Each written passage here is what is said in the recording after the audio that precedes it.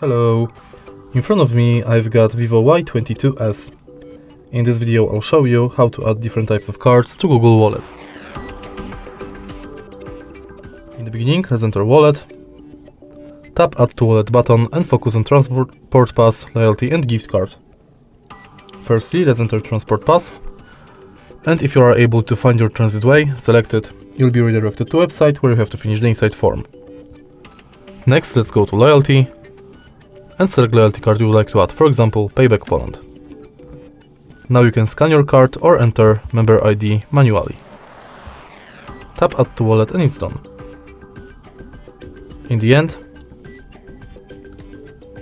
you can go to Gift Card and similar to loyalty card, select Shop, enter card number, PIN, balance, your notes and tap Add to Wallet.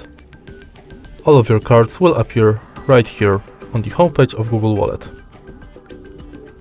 If you find this video helpful, please leave a like, comment and subscribe.